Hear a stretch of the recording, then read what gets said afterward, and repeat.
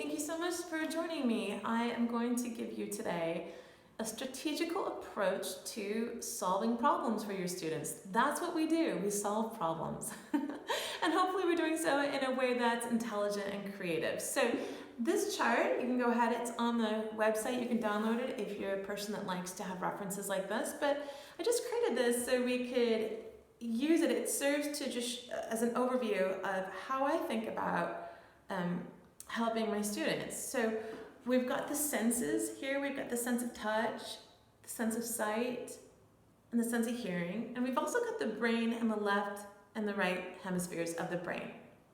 And we're just going to talk a little bit about how we can go through these 5 channels when we're working with a student, either to quickly assess which is going to be the best channel for them to unlock something, or do we want to start to fortify something in multiple areas, really just to get a student strong and fully competent in their music making skills.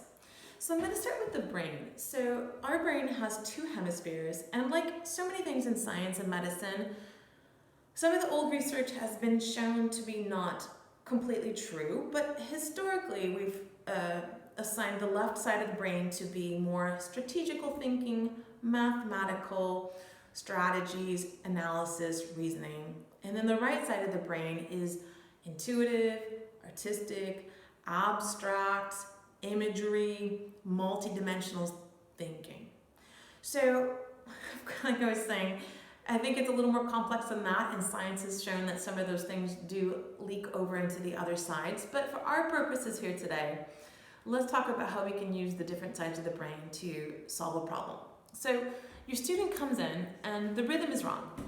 They've misinterpreted the rhythm of their piece. So if you wanted to help them in a left brain way, you would just take them, probably put the instrument down, sit on the floor, and do some analysis. Talk about the math, understand the subdivision, understand what's longer, what's shorter, and exactly how, so in proportion.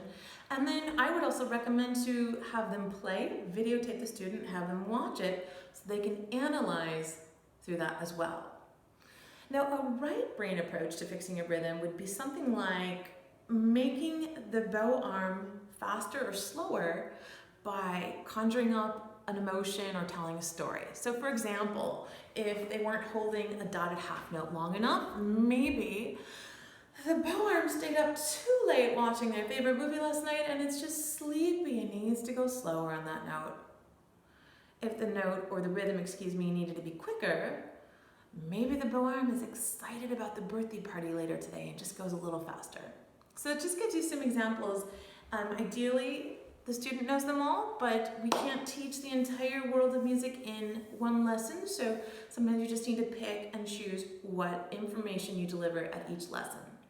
So let's go now into the senses. So I'm going to use some varied examples here, and I would love to hear from you in the comments below. You can share some ideas. What inspires you on this and how you work with these senses and parts of the brain.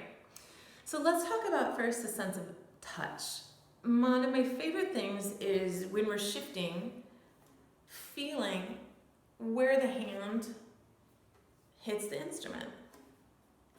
So that's a great way for the sense of touch to just be started, because there's sometimes just a clear roadblock there, and that's what we're feeling for. That's the space that we're measuring for.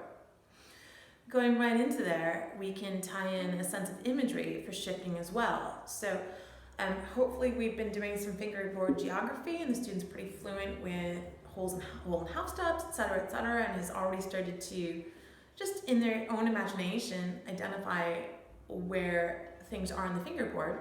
But when we start to get a little higher, it can help to put an imaginary pink dot where that note is. So that's not actually with your physical sight, that uses your imagination, but sometimes that's just enough. There's it is, to help your student remember that.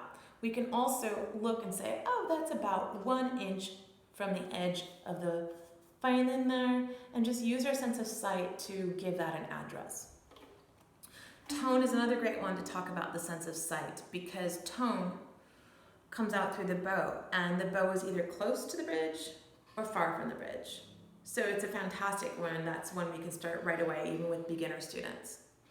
Lastly is a sense of sound, which obviously we're dealing with music, so maybe that just seems superfluous to talk about, but I was really shocked that after several years of working with my students that many of them did not know what a ringtone was. They couldn't hear it. We had to point it out.